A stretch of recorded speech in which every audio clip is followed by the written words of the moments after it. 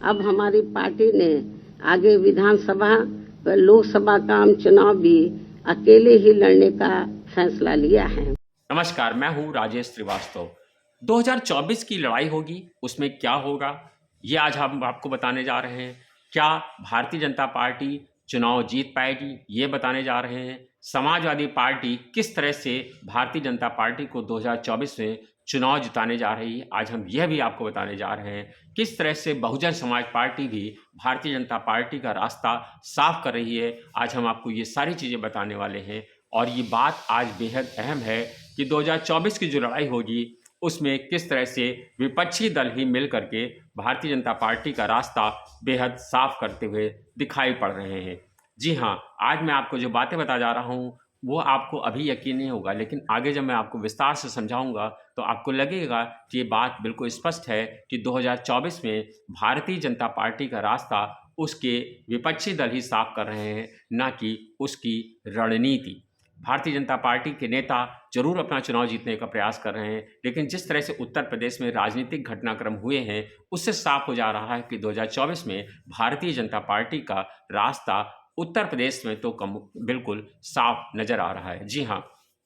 दरअसल पिछले दिनों आपने देखा होगा कि बहुजन समाज पार्टी के नेता मायावती ने अपने जन्मदिन पर लखनऊ में एक प्रेस कॉन्फ्रेंस की और उस प्रेस वार्ता में ये बिल्कुल साफ कर दिया कि 2024 में या अगले होने वाले किसी भी विधानसभा चुनाव में भारतीय जनता बहुजन समाज पार्टी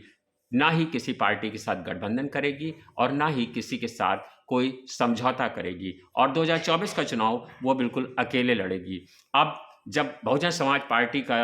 ने ये निर्णय लिया है कि वो अकेले लड़ेगी, तो ये बिल्कुल साफ हो गया है कि बहुजन समाज पार्टी किसी के साथ समझौता नहीं करेगी। और बसपा एक ऐसी पार्टी है जिसका वोट बैंक, जब पिछले बार उसके विधानसभा चुनाव में सीटें नहीं आई थी, सिर्फ एक सीट वो जीती, उसके बावजूद वह अपने वोट प्रतिशत में बिल्कुल कामयाब रही। उसे पिछली बार की अपेक्षाकृत उसे 1% वोट ज़्यादा मिला, यानी 12.6% वोट उसे मिला। यानी कि ये कहा जाए बहुजन समाज पार्टी एक ऐसी पार्टी है जिसके वोट बैंक में बिखराव नहीं हुआ है। भले ही उसकी सीटें नहीं निकल पाई हैं, लेकिन बहुजन समाज पार्टी जानती है कि उसका वोट बैंक बिल्कुल फिक्स है। इसीलिए बहुजन समाज पार्टी ने यह ऐलान किया है कि 2024 का चुनाव हो या फिर कोई विधानसभा चुनाव हो, वो किसी के साथ गठबंधन नहीं करेगी। दरअसल बहुजन समाज पार्टी का मानना है कि जब भी वो गठबंधन करती है तो उसका नुकसान होता है। अकाली दल में को छोड़ करके बहुजन समाज पार्टी ने जब भी किसके साथ गठबंधन किया, जब सपा के साथ गठबंधन किया या फिर कांग्रेस के साथ किया या भारतीय जनता पार्टी के साथ गठबंधन किया, तब उसके लोगों को,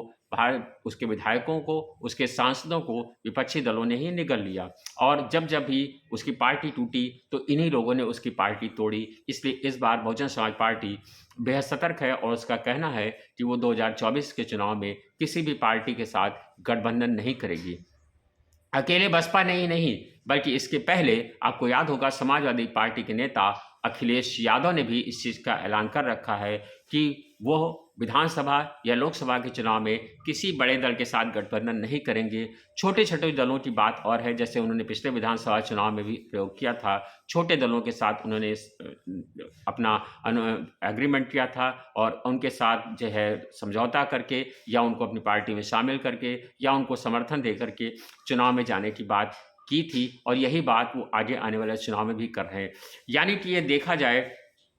कि जो कांग्रेस पार्टी है, जो पूरा विपक्ष का केंद्र बनना चाहती है, कांग्रेस का मानना है कि कांग्रेस अगर एंटी भाजपा की सरकार बनानी है तो कांग्रेस के साथ आके सहयोगी दलों का रास्ता लेना पड़ेगा, तभी एक विपक्ष कारगर रूप से भारतीय जनता पार्टी का मुकाबला कर सकता है। यानी अगर सपा और बसपा की बात माने तो कांग्रेस की इस रणनीति पर तो पलीता लगता हुआ दिखाई पड़ रहा है उत्तर प्रदेश में, क्योंकि कांग्रेस के साथ अगर सबसे बड़ी पार्टी जो इस समय उत्तर प्रदेश के विपक्ष की समाजवादी पार्टी, वो अगर समझौता नहीं करेगी और अगर बसपा भी उसे सपोर्ट नहीं करेगी तो फिर, और कांग्रेस समाजवादी पार्टी के साथ ही रालोद है जो उत्तर प्रदेश में इस समय उसके विधायक हैं ठीक ठाक स्थिति में, और वह भी एक विपक्ष का काम कर रही है। तो सपा, बसपा और रालोद, ये चारों दल, ये तीनों दल जब कांग्रेस के साथ नहीं जाएंगे, तो कांग्रेस की ये संपूर्ण विपक्ष को एक करने की जो रणनीति है, जो उन्होंने भारत जोड़ो यात्रा में 30 तारीख को जब भारत जोड़ो यात्रा खत्म होगी, तब उन्होंने सारे विपक्षों को एकजुट किया है और बुलाया है ताकि विपक्ष की एकता को मजबूत किया जा सके और 2024 के चुनाव में भारतीय जनता पार्टी का मुकाबला करने के लिए एक ठोस विपक्ष की रणनीति सामने रखी जाए। लेकिन जब सपा और बसपा दोनों अलग लड़ेंगे तो यानी ये तस्वीर बिल्कुल साफ है कि कांग्रेस के साथ दोनों ही दल नहीं जाएंगे, और जब कांग्रेस के साथ दोनों दल नहीं जाएंगे तो यानी कि ये तस्वीर और भी साफ हो रही है कि कांग्रेस अलग चुनाव लड़ेगी, सपा और रालोद एक साथ चुनाव लड़ेंगे और बहुजन समाज पार्टी अलग चुनाव लड़ेगी। यानी कि मतों का ध्रुवीकरण होगा, मतों में बंटवारा होगा और बहुजन समाज पार्टी दलित वोटों पर सेंध लगाएगी, मुस्लिम वोटों पर सेंध लगाएगी। समाजवादी पार्टी का अपना पिछड़ा वोट बैंक है और मुस्लिम वोट है। पिछला समाजवादी पार्टी यादव मुस्लिम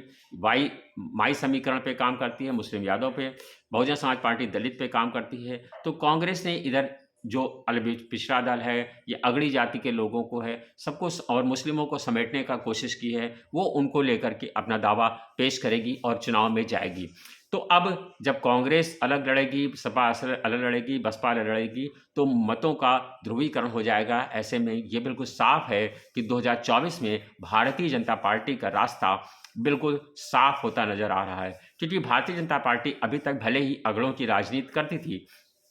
लेकिन कल भारतीय जनता पार्टी की राष्ट्रीय कार्यकारिणी का बैठक थी और उस बैठक में एक अहम प्रस्ताव पेश किया गया और उसमें कहा कि पार्टी अगड़ी जाति का समर्थक होने की छवि को तोड़ने का काम करेगी और पार्टी पिछड़ों के सेंध में लगाएगी। आगे आने वाले एमएलसी के चुनाव में भी हमें यही देखने को मिलेगा। पिछले दिनों निकाय चुनाव में जिस तरह से पार्टी पर पिछड़ों का विरोध करने का और जो है आरक्षण का को लेकर के उस पर सवाल उठाए गए थे, भारतीय जनता पार्टी उस रणनीति को भी, उस इमेज को भी तोड़ने का प्रयास करेगी। यानी आगे आने वाले समय में भारतीय जनता पार्टी पिछड़ों पर, दलितों पर और अति पिछड़ों पर सेंध लगाने का काम करेगी, जबकि उसके पास तमाम सारे ऐसे मुद्दे हैं जिसको, जैसे 5 किलो उसका राशन है, तमाम सारे जो प्रधानमंत्री आवास हैं, दलितों के लिए आवास हैं, ऐसे तमाम सारी योजनाएं भारतीय जनता पार्टी ने चला रखी है, जिससे अब उसके साथ पिछड़ा और दलित और अति पिछड़ा उसके साथ आकर के खड़ा हो जाए। यानी कि यूँ कहें कि अब 2024 में अगर इसी तरह से लड़ाई हुई, हालांकि अभी ये कहना बहुत जल्दी नहीं है, लेकिन क्योंकि अब ज़्यादा समय नहीं बचा है, इसलिए अब जो समीकरण बन रहे हैं ये बिल्कुल साफ है कि लोकसभा चुनाव में यही समीकरण काम करेंगे। और अगर यही समीकरण काम करेंगे तो निश्चित रूप से भारतीय जनता पार्टी जिस तरह से दावा कर रही है कि 80 में से 75 से ज़्यादा सीटें उसकी मिलेंगी, इस दावे में कोई बहुत ज़्यादा खोखलापन नहीं दिखता है, क्योंकि जब सारे दल अलग अलग लड़ाई चुनावों में लड़ेंगे, संयुक्त विपक्ष नहीं होगा, विपक्ष की एकता नहीं होगी, तो निश्चित रूप से तस्वीर बिल्कुल साफ है कि भारतीय जनता पार्टी का रास्ता 2024 में बिल्कुल साफ है। और इस मामले में आप अपनी क्या राय रखते हैं, ये हमें कमेंट्स बॉक्स में ज़रूर बताइएगा, ताकि आपकी राय को हम समझ सकें और ये समझ सकें कि भारतीय जनता पार्टी, ये मेरा परसेप्शन हो सकता है, लेकिन आगे आने वाले समय में आप इस समीकरण को किस ढंग से देखते हैं, ये अब जरूर बताएं, ताकि ये पता चल सके कि वास्तव में 2024 में जो राजनीतिक समीकरण बन रहा है वो क्या परिदृश्य दिखाएगा। क्या भारतीय जनता पार्टी के विपक्षी ध्रुव समाजवादी पार्टी और बसपा मिल करके ही भारतीय जनता पार्टी को जिताएंगे। वैसे भी कहा जाता है कि बहुजन समाज पार्टी भारतीय जनता पार्टी के पक्ष में ही काम करती है। क्या यही समीकरण 2024 में दिखाई देने वाला है? धन्यवाद, शुक्रिया।